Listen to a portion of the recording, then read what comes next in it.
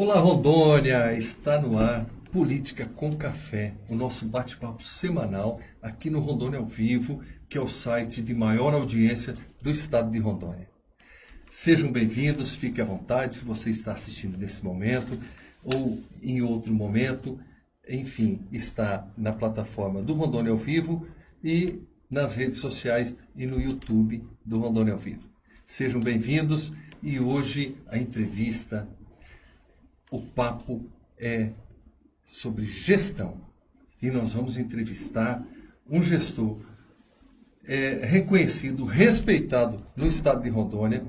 Ele vai contar um pouquinho da sua história e como ele chegou aqui e como se tornou um dos gestores mais respeitados desse estado. E ele é reitor da Unopar, do Polo de Rondônia.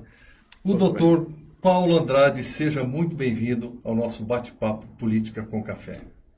Olá, meus ouvintes de Porto Velho, meus ouvintes de Rondônia, ou de onde quer que você esteja. Boa tarde. Boa tarde, meu amigo Dejanir.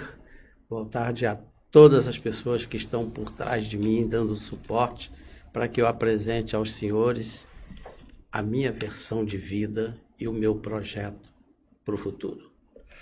Doutor Paulo, o senhor chegou em Rondônia, entrou na política, virou empreendedor, enfim, mas a sua infância foi dura, né? O senhor era picolezeiro, engraxado, eu não lembro, na infância o senhor ralou também, não ralou? Picolé, acho que nunca vendi picolé mesmo, não. Acho que lá em casa nem tinha geladeira. Mas realmente a minha vida de infância foi uma vida muito feliz, mas muito trabalhada, e com determinadas privações, mas que essas privações não atingiram a minha formação, ou pelo menos a forma como eu pude formatar o meu caráter, a minha moral, o meu espírito empreendedor. E talvez por ter tido essa infância assim, um tanto de sacrifício, ou talvez de algumas dificuldades, isso serviu para formatar a minha forma de viver, a minha forma de reter valores e aplicar esses valores de forma edificante para garantir o futuro. Porque eu via no meu presente, quando ainda criança, que eu tinha tudo para ser uma pessoa que talvez não fosse tão bem aceito na sociedade. Mas, pelo contrário, tudo que eu tive foram os ingredientes para formatar a minha forma de viver, a minha forma de ver o mundo, de acreditar, de progredir, e Deus me abençoou. Porque desde aquele instante eu sempre acreditei que não era o dono do mundo, tanto que não era, que eu morava num lugar muito simples, mas eu era filho do dono. Rondônia é uma coxa de retalho cultural, né? Cada família, cada pessoa veio de um recanto desse país. O senhor veio de onde? Quando chegou aqui, doutor Paulo? Rondônia é uma coxa de retalho mesmo. Eu acho que é o estado que maior número e diversos de pessoas de origens mais diversas do país vieram para cá, porque Rondônia realmente era o Eldorado. Todo mundo via em Rondônia uma fronteira de crescimento e de progresso. Eu morava no Rio de Janeiro, nasci lá, e muito cedo eu comecei a trabalhar com várias atividades. Eu já fui, você falou picolezeiro, eu não fui picolezeiro, mas eu fui engraxate, eu lavei carro. Eu capinei quintal de pessoas vizinhas para a gente arrecadar e ajudar, porque eu fazia parte de um contexto econômico dentro da minha casa. Nós éramos 5 irmãos, e meu pai e minha mãe trabalhavam, mas naquela época era muito difícil. Casa alugada, o dinheiro curto, dificuldades grandes, e a gente morava numa situação que precisava de ter um pouco de fé para superar as dificuldades. Mas nenhuma dificuldade, nenhum problema que aconteceu durante a minha vida de infância, de juventude, de adolescente, nada disso colaborou para que eu não chegasse a ser o que eu sou hoje. Até porque toda criança, ela nasce pura, Toda criança. O Mandela fala isso. Uma criança para ser mula de traficante, para ser bandido, para ser safado, essa criança precisa aprender. E se você pode ensinar uma criança a ser tudo isso de ruim, por que não ensina de bom? Eu fui vitorioso, porque eu só tive gente me ensinando a ser bom. E aí eu cheguei onde cheguei. Olha só. Doutor Paulo, quando foi essa virada social sua, esse escalonamento social, econômico da sua vida, da sua história profissional? Foi no Rio de Janeiro ainda ou foi quando você veio para Rondônia? Conta pra gente aí. Eu soube que você trabalhou na Bolsa, é isso? A Bolsa de Valores foi um acontecimento, de fato. Eu trabalhava como vendedor ambulante. Eu fazia... Lá em casa, eu era tido como o Silvio Santos lá de casa. Qualquer dificuldade que tivesse na minha casa, minha mãe sempre fala, Paulo, acabou o gás. E o gás custa 30, e só tenho 20. Seu pai não está aí, como é que faz? Não, mãe, deixa-me dar esse 20 que eu vou fazer desse 20 o suficiente para comprar o gás de 30. E eu corria atrás, pegava os 20 da mão da minha mãe, e ali no laticínio comprava 2 queijos, lavava o queijo, pegava o canivete, cortava o queijo como se fosse uma pizza. Cada queijo eu fazia, por exemplo, 12 pedaços. Então eu tinha 24 pedaços de queijo para vender. Se os 2 queijos custaram 20, se eu vender cada pedacinho de queijo a 2, eu faria 24 em cada queijo. Se eu vendesse os 2, eu fazia 48. E eu pegava aqueles 2 queijos cortados tipo pizza e saía na cestinha, lavado com um pano limpinho, ia numa oficina que tinha próximo de casa e oferecia, olha o queijo, 1 é 2, 3 é 5. E eu vendia um queijo inteiro para 4 pessoas. Então, se eu vendesse os 12 pedaços para 4 pessoas, cada um levando 3 pedaços, eu vou fazer 20. Se eu fizer 20 de um queijo, eu faço 40 nos 2. Se tinha R$20 e o gás custava 30, 2 horas depois eu tinha 40 na minha mão para comprar o gás e ainda sobrava 10. Então, eu sempre fui muito matemático e sempre fui muito enérgico e fazendo as coisas certas. Agora, na nossa vida, na vida da minha família, na vida dos meus pais, toda a riqueza entrou pela porta. Nada entrou pela janela. E aí, essa formação, meu pai um dia chegou para mim e falou, Paulo, eu arrumei um emprego para você, você vai trabalhar lá na Bolsa de Valores. Meu pai era taxista. Mas ele dirigia para o pessoal da Globo, o pessoal da Tupi, ele conhecia todo aquele povo. E eu fui, de fato, trabalhar lá na Bolsa como office boy, que eu, naquela época, nem chamava office boy, chamava contínuo, eu era um coringa. Contínuo. Eu fazia de tudo, eu lavava, eu limpava banheiro, eu varria, eu atendia os diretores, eu ia na sala limpar as mesas dos diretores, só que eu era muito esperto. Eu, apesar de estar limpando o chão, mas eu não era surdo. Eu escutava o que os diretores estavam falando. Eu sabia que quando ele me chamasse, Paulo, vai ali comprar o jornal New York Times, porque eu quero saber como que está a reação da Bolsa de Nova York, de Hong Kong, de onde quer que seja. E se eu fosse comprar aquele jornal New York Times para ele, mas eu escutei que ele estava falando ali no dia anterior sobre determinadas ações que eu gravava. Eu ia lá na banca de jornal, comprava o jornal que ele pediu, mas eu folheava um Washington Post, por exemplo, e via que aquele assunto que ele havia comentado na sala no dia anterior estava no outro jornal, não estava naquele que ele mandou eu comprar. E eu imediatamente comprava os 2 e levava para ele aqui, o patrão está aqui, o senhor pediu para comprar o jornal, está aqui. Mas quando eu levava o outro que eu levei a mais, eu já dobrava na página que tinha mais ou menos aquele assunto que eu escutei ele comentando de investimento de determinadas ações. E as ações preferenciais naquela época eram Souza Cruz, Brahma, Mannesmann, Vale do Rio Doce, enfim, as ações preferenciais. E quando eu entregava para ele, poxa, era esse aqui mesmo que eu queria, nem precisava do de cá.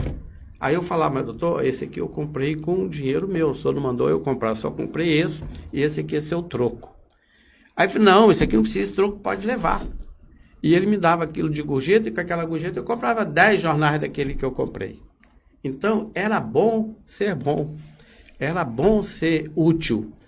E eu fui muito privilegiado, porque tudo que eu fazia era valorizado. Eles gostavam dessa atitude minha. Eu, lá na Bolsa de Valores, às vezes, de final de semana, o diretor chamava: Paulo, você não pode vir sábado e domingo para trabalhar aqui na Bolsa? Nós precisamos trocar essa biblioteca daqui e levar para aquela outra sala. E aí, não, vem sim.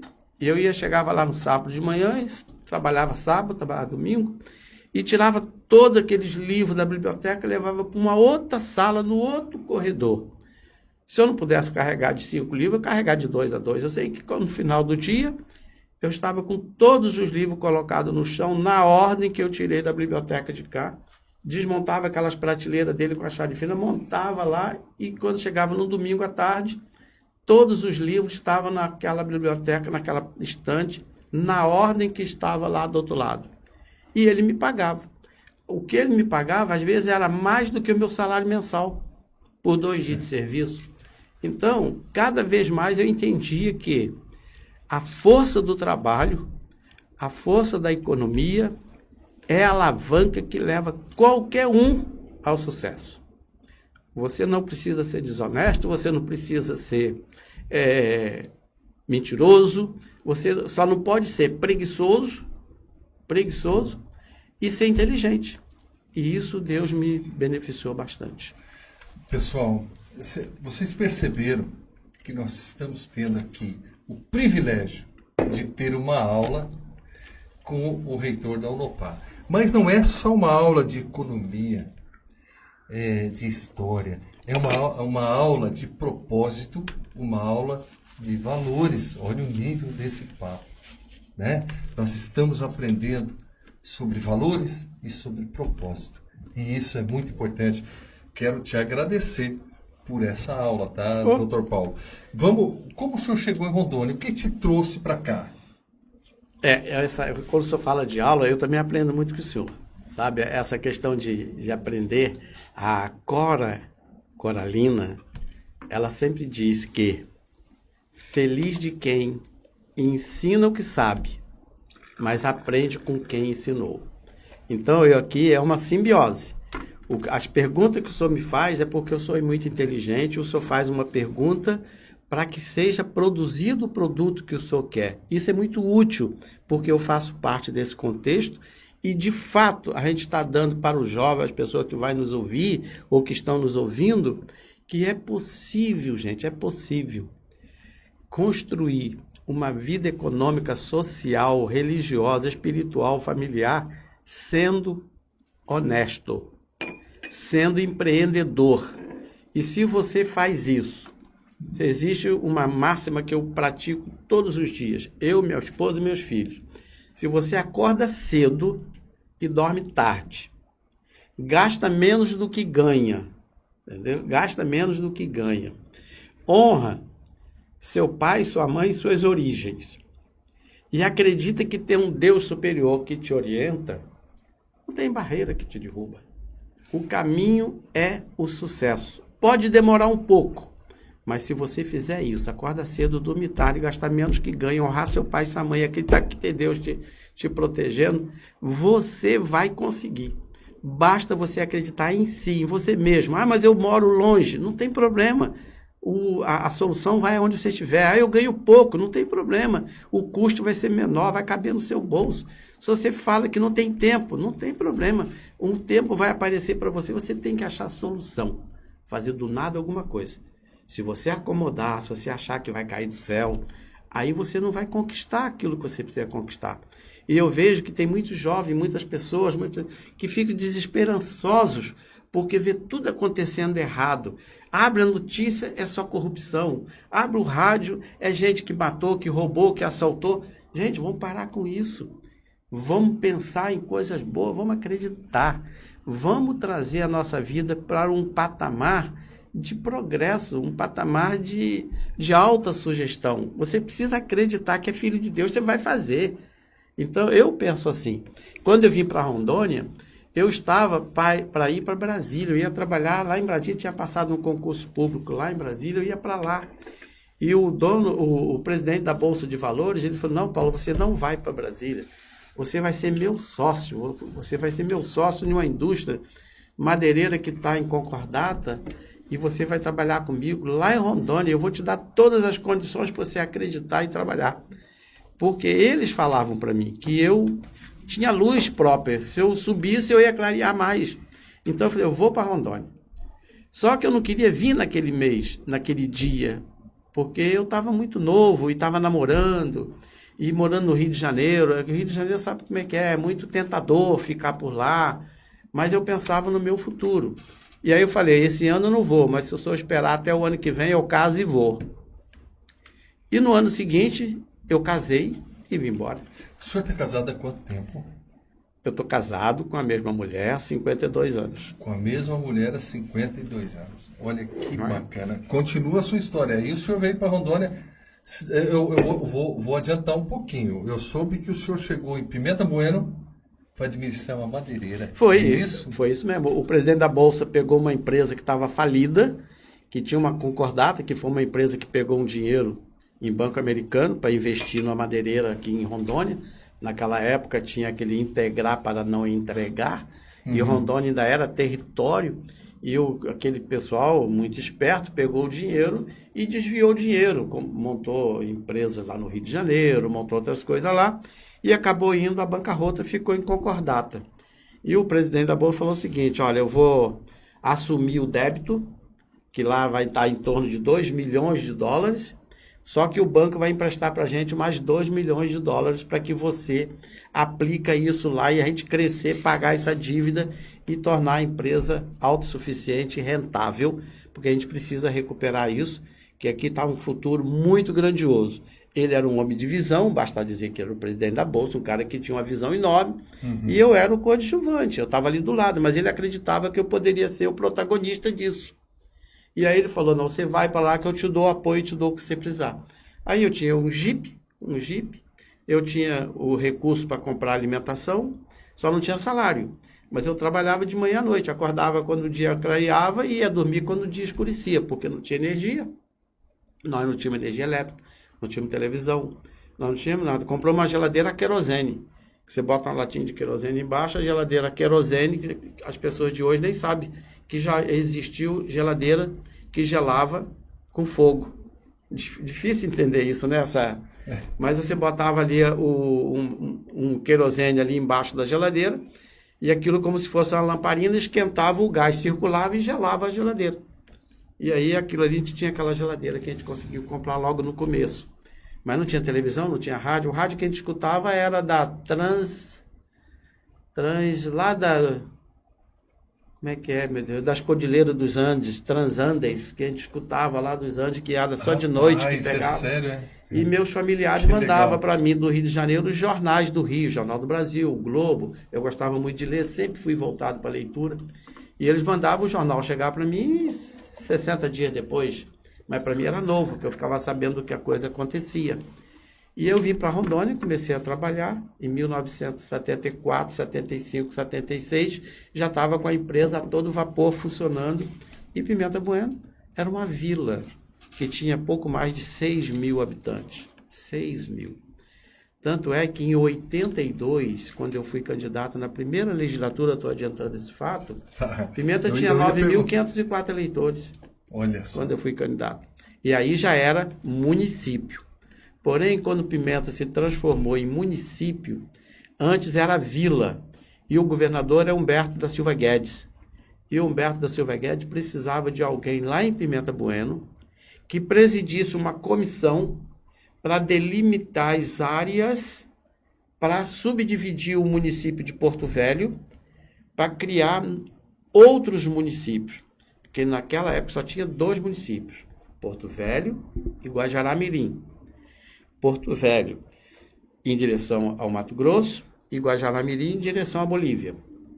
E aí eu fiz parte de uma comissão lá em Pimenta Bueno, que era a Vila de Pimenta Bueno, que pertencia a Porto Velho. Nós éramos morador de Porto Velho, embora morando em Pimenta Bueno. Quem morava em Vilhena era morador de Porto Velho, sim, embora morando em Vilhena. E nesse município eu fui presidente de uma comissão e nós elaboramos uma carta geográfica onde seria criado o município de Pimenta Bueno. E apresentamos para o governador Guedes, e aí depois ele o estado, o território foi elevado à categoria de estado e foi criado os municípios dentro dos moldes que nós projetamos lá atrás, quando ainda a vila era. Daí para cá, o município foi criado 7 municípios, foi criado Vilhena, Pimenta, Cacoal, Ji-Paraná, Jaru, Ouro Preto e Ariquemes. Ouro Preto, Jaru e Ariquemes. Foram criados esses novos 7 municípios, que somado a Porto Velho, que diminuiu de tamanho, e Guajará-Mirim, o estado passou a ter 9 municípios. Depois foi criado mais municípios, que aí foi criado uma segunda etapa, anos depois, que criou então as laterais, Espigão, Rolim, Alto Floresta, Brasilândia, Santa Luzia. Foi criados os municípios laterais, Machadinho, Bom Futuro, enfim, foi criado todos esses municípios que hoje se tornam, que hoje nós somos 52. Certo. 50 novos municípios foram criados de lá para cá, porque Porto Velho e Guajará continuam existindo, embora de menor tamanho, né? Guajará diminuiu porque teve Nova Mamoré, que foi desmembrado de Guajará, e, enfim, certo. É isso aí. E eu continuei com a madeireira até o ponto de vender a madeireira. Quando nós chegamos os 50 e poucos meses depois, meu prazo era 60 meses de quitar a dívida, quitar tudo, era um débito de 4 milhões de dólares. E aí, quando 50 e poucos meses depois, estava tudo pago, tudo certo. E aí eles honraram exatamente comigo e me passaram aquilo que ele prometeu, 10% da empresa para mim. Aí eu deixei de ser gerente, passei a ser dono, sócio. E logo 2 anos depois eu passei a ter 20%.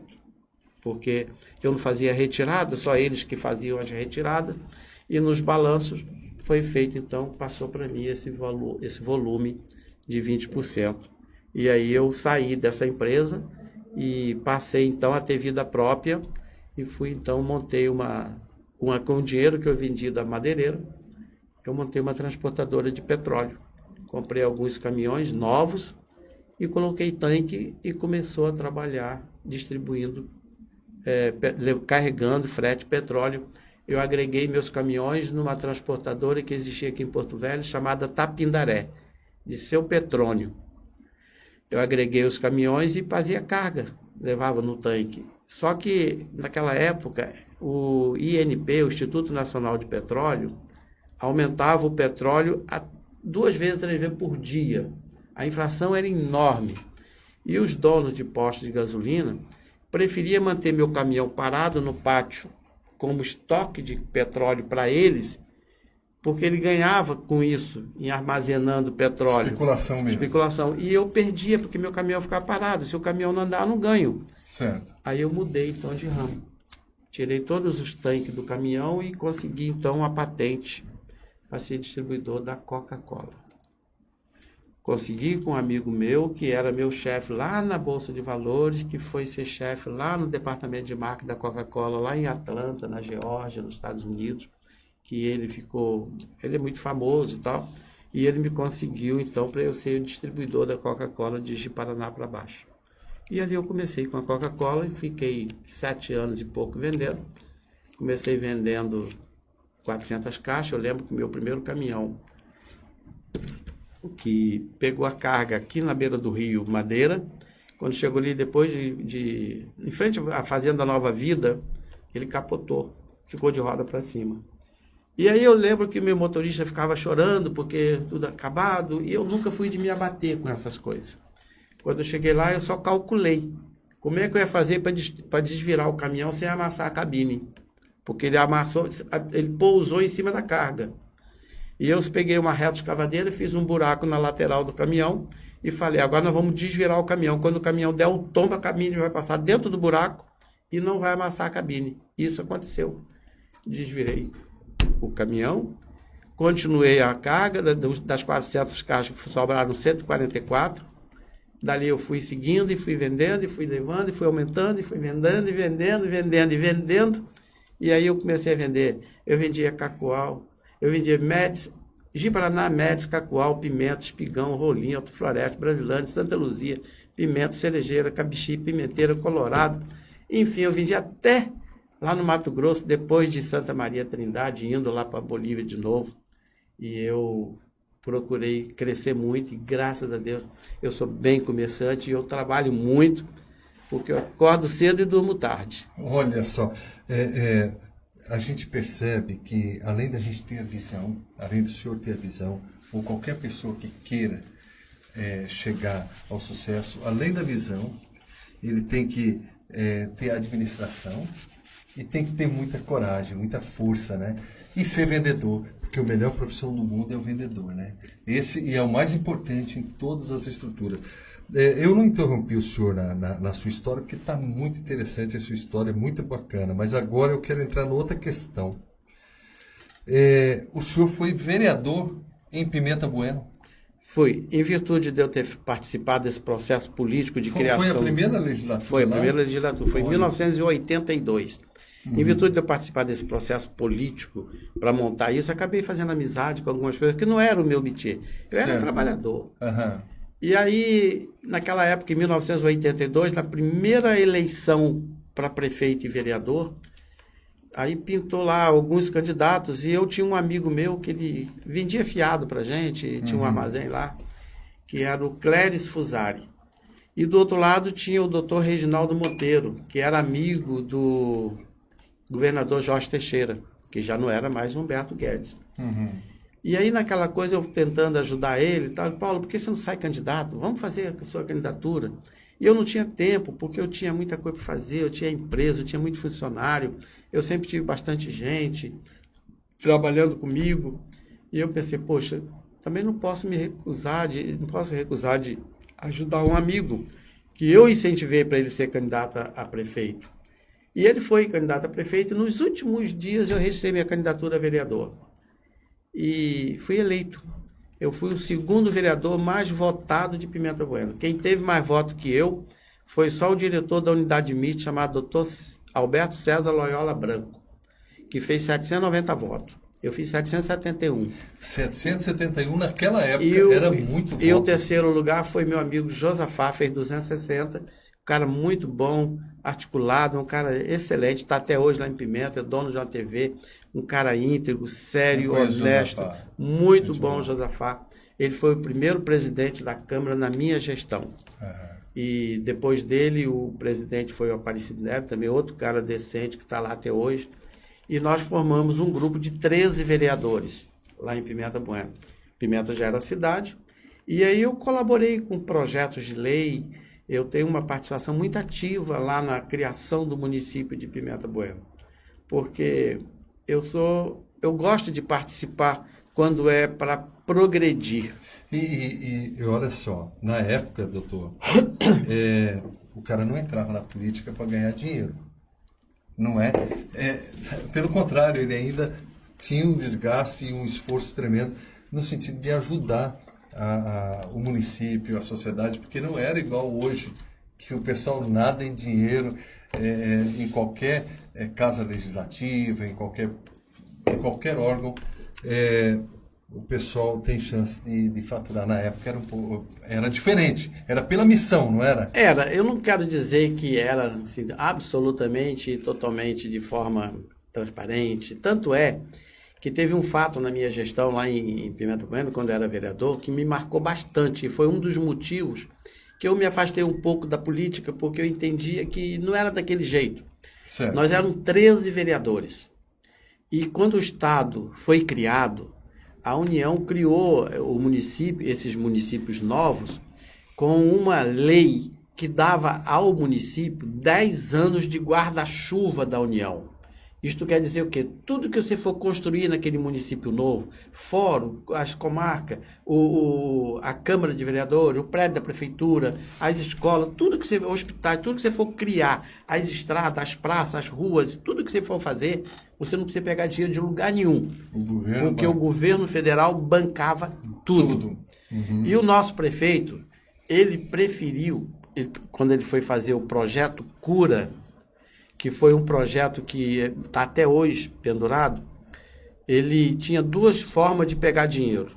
Ou ele usava o FAS, que era o projeto da União, que a União pegava, passava o dinheiro para aquela implantação dos benefícios iniciais, abertura de estrada, abertura de praças, jardins, iluminação, água, tudo que fosse aquela infraestrutura inicial, poderia fazer com o dinheiro do FAS. Mas aí, esse dinheiro do FAS não vinha para a prefeitura. As empresas vencedoras iam implantar essas benfeitorias e ia receber diretamente da União. O prefeito não ia manusear o recurso. Ou então ele tinha outra opção, de pegar o dinheiro, fazer um projeto cura, pegar emprestado para pagar. Aí sim, esse dinheiro emprestado, o município vai comprometer o FPM e o ICMS daquela época, agora só, lá na época só ICM. Ele escolheu pegar o dinheiro emprestado. Porque aí esse dinheiro vinha para a prefeitura federal. E a prefeitura que pagava para as empresas. E eu não concordei com isso. Primeiro que eu não fazia parte de nenhum dividendo, nem quero dizer que houve dividendo, mas eu não fazia parte disso, porque eu achava que poderia usar o prestígio que tínhamos politicamente, o prestígio dos senadores naquela época, da Darcy Soares, que era um senador muito ligado lá, Claudionor Roriz, aquele Galvão Modesto, que era um senador na época, ele falou, não, vamos lá, a gente vai pegar esse dinheiro e mandar para cá. E o prefeito preferiu pegar emprestado o dinheiro no banco para poder ter a capacidade de manusear esse recurso, não sei com qual intenção. Eu lembro bem que quando foi votado esse projeto Cura, eu fiz um trabalho hercúleo, convencendo a cada vereador para votar contra, para não votar a favor do projeto Cura, porque o Estado, a União, ia dar o dinheiro para a prefeitura. E eu consegui convencer mais 5, comigo 6. Quando foi para a votação, no dia que votou, a Câmara estava cheia. Porque eu mobilizei o pessoal para ir lá, para assistir, para a gente não votar isso. E aí o projeto Cura foi aprovado por 7-6. No dia que foi proclamado o resultado, caiu uma chuva enorme, torrencial. E eu dizia que com aquela chuva, o município estava chorando pelo compromisso que nós estávamos assumindo de pagar uma dívida por 20, 30, 40, 50 anos que está sendo pago até hoje. Até hoje não acabou de pagar isso, é dinheiro que poderia ser investido em hospital, em estrada, em saúde, em escola, porque falta de alguém com visão para fazer a cidade crescer. O que aconteceu com Pimenta? Ela deu um retrocesso e Cacoal pegou dinheiro da União e foi lá em cima. Lógico que Cacoal cresceu mais do que Pimenta, não foi simplesmente porque Pimenta teve o projeto Cura e Cacoal pegou o projeto da União. É que o modelo da agropecuária, o projeto de colonização de Pimenta Bueno, ele foi um tanto diferente do projeto de colonização de Cacoal. Certo. Pimenta Bueno é um projeto fundiário, onde tinha as fazendas de 2.000 hectares. Então, toda aquela região fértil de São Felipe, Parecis, Rolim, Alto Floresta, Brasilândia, Santa Luzia, aquilo tudo foi envolvido num projeto fundiário, onde o governo federal vendia a terra, não era dada. Ele emitia o CATP, que é um certificado de alienação de terra pública. Aí a pessoa comprava da União 2.000 hectares e pagava para a União para ser dono de lotes de 2.000 hectares. E Cacoal é diferente. Cacoal era um projeto de colonização onde as pessoas ganhavam a terra, que eram módulos de 100 hectares. Então, enquanto Pimenta Bueno, aquela região do Chupinguaia, foi criado latifúndios, fazendas de 2.000 hectares, está lá o Cassol, lá na linha 45, na capa 40, na linha 25, na linha 32, na 41. Então, ali são fazendas que originaram porque a União vendeu a terra para eles, não foi invadida, eles compraram, entendeu? E aí criou aquelas fazendas maiores. E Cacoal, como era projeto de colonização de assentamento, enquanto botava 10 famílias lá no interior de São Felipe, botava 200 em Cacoal. Então, o fluxo de gente fez a cidade crescer mais do que Pimenta, atrelado com o projeto Cura, que deu uma dificuldade no crescimento de Pimenta, que agora recuperou graças aos grandes pioneiros que tem lá. A maior fábrica de moto está lá em Pimenta Bueno, o Eugênio e o Flávio. É o maior produtor de bicicleta. Tem um centro que a Inês Anol criou, que foi um centro de produção de confecções. Pimenta Bueno tem uma série de pequenas indústrias, tem a Mina Linda, que emprega muita gente, tem os laticínios, que emprega muita gente. Então, Pimenta começou a respirar. Lá tem o JBS, tem outros frigoríficos, mas a empresa do Eugênio é a maior do Brasil. Entendeu? É grande. É uma empresa Cairu, que... né? É a Cairu. O Eugênio é um amigo nosso desde criança. Eu conheço ele quando ele ainda era criança. Eu sou bem mais velho que ele. E hoje, Pimenta Bueno botou a cabeça de fora. Mas imagina se Pimenta Bueno não tivesse pego aquele dinheiro emprestado, não tivesse comprometido o ICMS e o Fundo de Participação do município, o que ele não seria hoje, quando agora está crescendo, desenvolvendo, mas Cacoal já está lá na frente. Entendeu? Essa foi a história da minha participação política em Pimenta e fui vereador por 6 anos, porque aquele mandato era de 6 anos, não de 4. O primeiro mandato era de 6 anos. Aí, olha só, bom, o senhor tinha visão de administrador na época, como vereador, mas tinha visão de administrador, de executivo, por isso o senhor lutou para que a administração tomasse outro caminho naquele momento, e eles não tomaram. Então, depois, o senhor virou gestor do INCRA, o senhor estava falando sobre terra, o senhor virou gestor do INCRA aqui, e agora é o reitor da Unopar. Por onde o senhor passou, a gente sabe que é só sucesso. Conta pra gente aqui sobre a questão a gestão do INCRA que o senhor assumiu. Voltando um pouquinho no meu mandato de vereador, para poder dizer por onde eu passei, eu sempre li muito a respeito da filosofia partidária. Certo. Lógico que ninguém segue a cartilha ipsiliteri do que é que está se falando nos programas de partido. Certo. Mas eu fui eleito pelo MDB, lá em Pimenta, com o número 15.691. Então o senhor... Na época, eu fui eleito pelo PMDB, na época, o número 15.691. O senhor está no MDB até hoje, né? Não, porque porque naquela época eu fui eleito, mas todos os meus atos políticos, eu obedecia uma certa... Eu tinha uma obediência à hierarquia partidária, porque eu via que eu tinha respaldo se eu me posicionasse de forma enérgica, honesta, transparente, eu tinha um respaldo de quem estivesse acima de mim no meu partido, que era o MDB na época, que era PMDB. Sabe por que eu achei isso, doutor Paulo? É porque eu soube, e eu vou perguntar para o senhor se é verdade, eu soube que o senhor está sendo sondado para ser candidato. Hoje o senhor está sendo sondado para ser um pré-candidato, para lá na frente ser candidato ao governo do estado de Rondônia pelo MDB. E esse boato está forte dentro do partido e no meio empresarial, e onde o senhor tem contato, onde o PMDB tem tentáculos. Enfim, o senhor está sendo muito bem cogitado como candidato ao governo. O que o senhor me diz? Isso faz sentido? É verdade? Faz sentido, sim. Eu só vou responder. Eu fui realmente chefe do INCRA lá na época, no ano de 80. Eu fui executor regional do INCRA. Eu fiz assentamentos, eu fiz desapropriações, eu fiz seleção de parceleiro, eu selecionei pessoa para colocar nas terras e eu colocava as pessoas que tinham índole agrícola. Eu não fiz nenhum ato que pudesse me envergonhar de que eu tivesse facilitado para alguém que não fosse ser e viver da terra.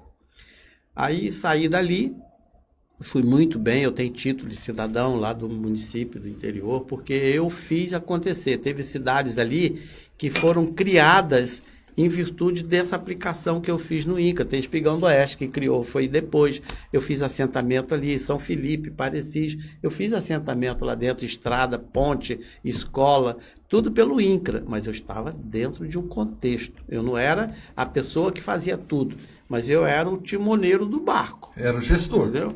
E ali aconteceu. Quando o senhor disse para mim que eu saí e que agora eu estou sendo sondado para ser candidato a governador de Rondônia, eu acho o seguinte, isso é verdade. De fato, eu fui procurado, há já alguns meses, pessoas sondando se eu gostaria de participar. Eu sinto que eu tenho bastante energia, eu tenho conhecimento, eu conheço Rondônia de ponta a ponta. Tem história e tem perfil também. Eu sei. Perfil de gestor, que é o que precisa. Eu sei tudo que precisa em cada município. Lógico que a realidade de hoje vai ter que fazer uma adaptação para ver aquilo que o povo quer que seja feito. Agora, eu não sou político de carreira. Eu não sei fazer, vamos fazer uma emenda parlamentar para buscar dinheiro A, B, ou C ou D. Eu não sou essa parte legislativa de ficar buscando isso, porque eu sou de fazer. Eu mando muito pouco, eu mando uma vez só. Eu sou pequeno, mas não sou metade. E quando eu falo que vou fazer, eu dou condições para ser feito. Porque as questões que a gente vê por aí, eu passo aqui na rua, agora mesmo passei ali na rua, tá ali, cuidado buraco, cuidado buraco, cuidado buraco. Poxa vida, por que não tira essas placas e conserta o buraco? O trabalho que dá para fazer uma placa, dá para consertar o buraco. Então, eu acho que a gente tem que ser gestor. Eu sei uma coisa que os outros não sabem. Eu sei quanto custa um saco de cimento e sei quanto pesa. Se for necessário, eu carrego. Eles não fazem isso. Porque o político hoje, você vê que tem gestores que ele quer passear, quer se apresentar lá na Europa, porque ele quer o status. Ele quer o rótulo de dizer, eu sou isso, eu sou isso. Eu não preciso disso. Por que eu digo que eu não preciso disso? Porque eu tenho conteúdo, cara, eu não preciso de rótulo. Eu não tenho essa questão de precisar. Vai ser governador porque ele quer se projetar, ele quer passear e ser recebido com pompas, com homenagem, com honras. Gente, só em ser convidado já me basta. Eu posso ir embora para casa. Eu já estou sendo honrado. Porque se eu estou sendo lembrado, é porque eu fiz sombra. Porque tem um monte de político por aí que anda no sol e não faz sombra. Pode olhar em volta dele que não tem sombra. Porque ele representa muito pouco, ele só quer se se destacar.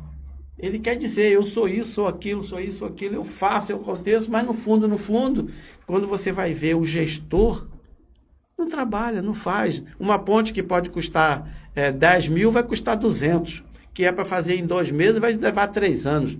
Você vê aqui, nós temos aí o hospital, o euro aí, gente, esse povo aí carente, você vai no hospital Eu vou ali no Hospital João Paulo para levar medicamento para os amigos que me pedem para levar lá para alguém que lá está deitado no chão. Quando eu vejo uma cena daquela, pessoa jogada pelo chão, eu entendo que eu tenho obrigação com o Estado. O doutor Paulo se emocionou aqui ao falar da saúde, porque realmente é um problema sério em Rondônia, né? Precisa ser feito muita coisa de hospital e de tratamento digno às pessoas, né? Porque às vezes falta dignidade no tratamento de saúde e é importante que a gente pense nisso. E Rondônia, na verdade, como todo município, como todo país, todos os estados brasileiros, ele precisa que se coloque lá no Poder Executivo alguém que tenha perfil de administrador, de gestor, né? E que tem o perfil pragmático de realização, né? Não adianta você marcar uma reunião para decidir o que vai ser feito de um buraco. Ou então marcar uma reunião para que seja definido a data de uma outra reunião para se fazer um planejamento. Não, gente. O gestor, ele olha para o problema e diz, resolva. É lógico. Não é isso, doutor É desse Paulo? jeito. E não é só, eu não estou falando só de saúde, não, é lógico, que você fala, emocionou, claro, porque é muito difícil as famílias. Você viu agora, você tem uma família que está sofrendo com uma criança que foi morta. Gente, apareceu boiando aí no Rio. E aí? Cadê a segurança? Se você falar nisso, você vai passar o dia falando nisso. Agora, se você virar para o ramo da educação, que é o meu ramo, eu sou dono de faculdade. E quando eu olho para a educação, eu posso dizer com certeza, eu não acredito em escola onde o professor tem que vender picolé na rua para inteirar o salário para viver. Eu não acredito em educação dessa forma. Eu não acredito em escola que você bate palma, privilegia, aplaude uma menina de 10 anos, de 8 anos, 9 anos, cheia de batom, dançando em cima de uma garrafinha de Coca-Cola no chão, como se aquilo fosse bonito. Eu não acredito em escola que está chovendo em cima do aluno. Eu não acredito em escola que o aluno bate no professor. Eu acredito em escola que você privilegia a matemática financeira, a ciência, a tecnologia, o esporte. O esporte é um elemento transformador. Eu acredito em escola que o aluno vai para lá, chega lá, às vezes é uma pessoa que vem da periferia, uma pessoa pobre, que ele espera chegar na escola e encontrar um prato de comida, uma merenda, para que ele possa se alimentar de tal forma que o cérebro dele vai aprender de forma perene. Mas quando chega lá, ele encontra um copo de quisuco e um pacotinho de skinny. Que criança que vai aprender quando ele está com a barriga vazia? Como é que ele vai aprender quando ele vê que ele não tem o apoio e o incentivo para ele respeitar o professor, para ele aprender ciência, tecnologia, aprender o esporte? Tudo isso é um contexto que eu tenho de visão como empreendedor, como quem faz, e não com quem pensa que vai fazer. É por isso que às vezes eu fico achando, será que não chegou a minha vez de fazer isso acontecer, ou mostrar como que se pode fazer? Posso até nem conseguir, posso até não fazer, e nem sou candidato, fica bem claro isso. Eu estou sendo convidado, eu ainda não respondi positivamente ou negativamente, agora que eu me sinto em condições plenas de fazer diferente, eu sei, porque eu sei aonde o tatu dorme. Porque se eu tiver que fazer alguma coisa, eu vou fazer de hoje para amanhã, não é para depois. E o povo pode esperar que, se isso acontecer, ainda não defini bem claro isso, eu estou pensando, estou conversando com a minha família, estou conversando com meus filhos que são administradores das nossas empresas. A gente toca a empresa como se fosse uma máquina que não pode parar. Tem as suas lubrificações, tem os seus problemas. É um carro que fura pneu, você tem que consertar. Então, eu estou me ajeitando todo, mas eu vejo Rondônia uma oportunidade de transformar e voltar Rondônia para o centro de novo. A hora é essa. Olha só. Pessoal,